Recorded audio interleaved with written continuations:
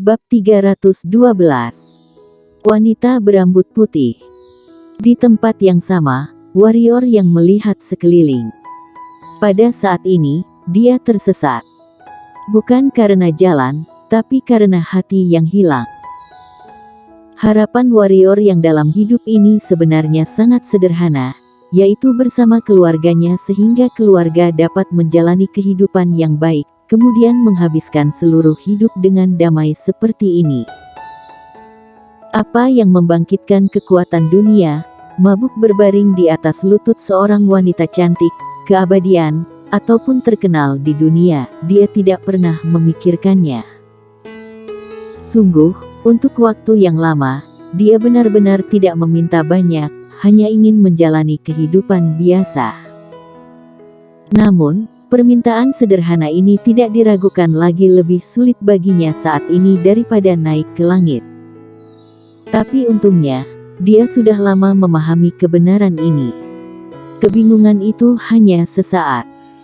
Lagi pula, dia hanya punya satu pilihan sekarang, yaitu membunuh semua orang yang tidak akan membiarkannya menjalani kehidupan normal dengan pedang di tangannya.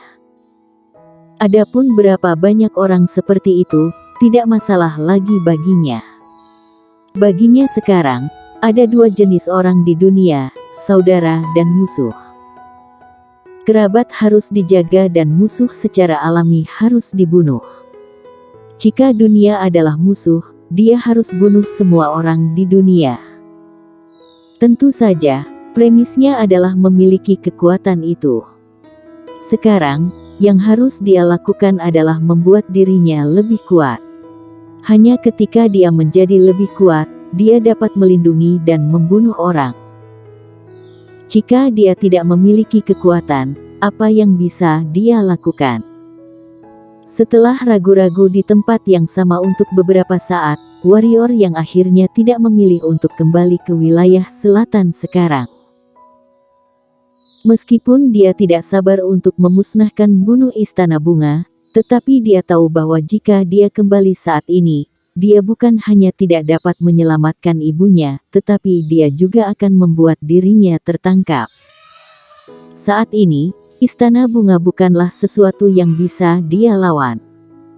Melihat jari yang terputus di tangan kanannya, warrior yang menarik napas dalam-dalam. Dia menekan niat membunuh yang berputar di hatinya, kemudian bergerak cepat ke arah barat daya, ke arah angin dingin Jiuyu. Wilayah Jiuyu disebut juga kuburan para dewa karena para dewa alam baka dimakamkan di tempat ini. Puluhan ribu tahun yang lalu, medan perang kuno sering terjadi pertempuran. Dalam pertempuran itu, banyak orang kuat yang jatuh dan dunia bawah ini adalah salah satunya. Tempat di mana dewa dunia bawah mati, aura tak berujung meluap, dan dalam radius 1000 mil tiba-tiba berubah menjadi tanah merah, yang sekarang menjadi wilayah Jiuyu. Setiap tahun dibukanya peringkat Qianlong, tak terhitung banyaknya pendekar hitam yang datang ke wilayah Jiuyu ini, karena bisa dikatakan sebagai tempat latihan yang terbaik selain Menara Naga. Angin dingin di sini tidak hanya merangsang energi hitam, tetapi juga memadatkan tubuh fisik. Yang terpenting adalah ada sejenis hantu di wilayah Jiuyu.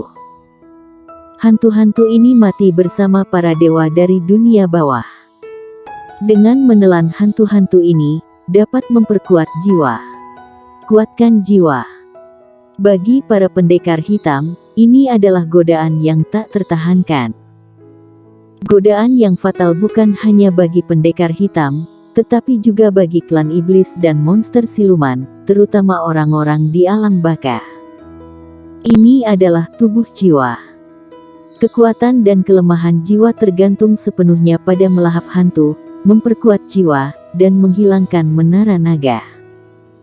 Wilayah Jiuyu ini bisa dikatakan alam baka mereka, tempat terbaik untuk berlatih. Oleh karena itu, sebelum pembukaan peringkat Qianlong setiap musimnya, para pendekar hitam seantero alam baka akan hampir selalu datang ke wilayah Jiuyu, tempat terpencil ini terlebih dahulu.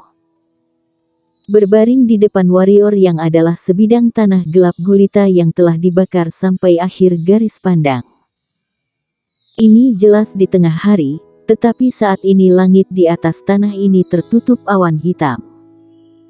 Awan hitam ini tampaknya memiliki kekuatan yang aneh.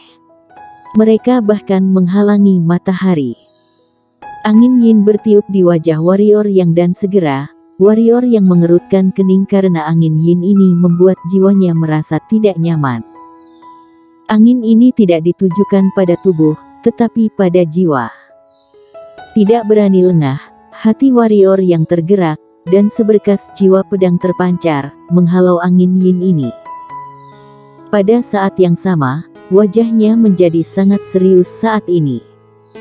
Karena jika dia menebak dengan benar, angin yin ini seharusnya dipancarkan oleh hal spiritual, angin dingin Jiuyu. Hanya saja angin kecil yang dikeluarkannya saja sudah begitu kuat, lalu seberapa menakutkannya tubuhnya. Meski mengerikan juga harus dicari. Mengambil napas dalam-dalam, warrior yang menunjukkan keterampilan tubuhnya dan melintas.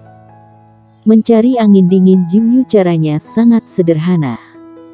Kemana arah angin semakin kencang, itulah arahnya. Tiba-tiba, warrior yang berhenti karena ada bola lampu hijau melayang di depannya.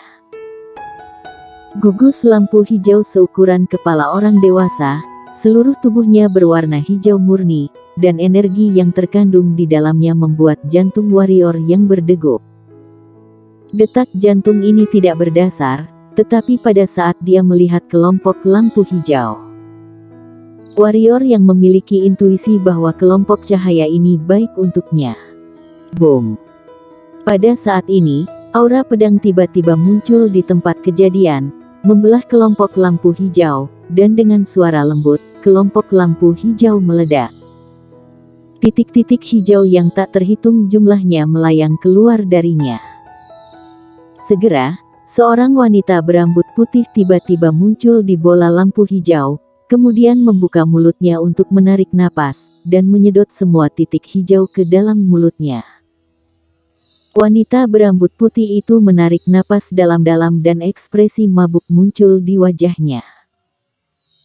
Untuk waktu yang lama, seolah-olah dia masih ingat ada seseorang di sebelahnya, dia membuka matanya dan menatap warrior yang pertama kali ke sini. Warrior yang kembali sadar dan menatap wanita berambut putih itu. Wanita berambut putih itu berusia sekitar 20 tahun dan memiliki wajah yang sangat cantik. Rambut putih tidak hanya tidak mengurangi penampilan wanita itu, tetapi juga menambahkan sesuatu yang aneh padanya. Sebuah parang bundar tergantung diagonal dari pinggang wanita berambut putih. Parang itu sangat tipis dan patah, mirip dengan beberapa belati yang lebih panjang. Warrior yang menemukan bahwa sejak wanita berambut putih itu muncul, wanita berambut putih itu telah memegang gagang pedang di tangan kirinya, dan tidak pernah diletakkan. Apakah ini kebiasaan atau pihak lain sedang waspada? Ini memang pertama kalinya. Warrior yang menjawab. Dari kota kuno. Tanya wanita berambut putih itu lagi. Warrior yang mengangguk, kemudian berkata, aku sudah menjawab 2 pertanyaan darimu, bisakah aku mengajukan pertanyaan juga? Katakan. Wanita berambut putih itu melirik warrior yang menghargai kata-kata seperti emas. Tadi itu apa? Warrior yang bertanya. Tubuh jiwa. Tubuh jiwa. Apakah itu sebuah jiwa? Warrior yang mengerutkan kening dan bertanya.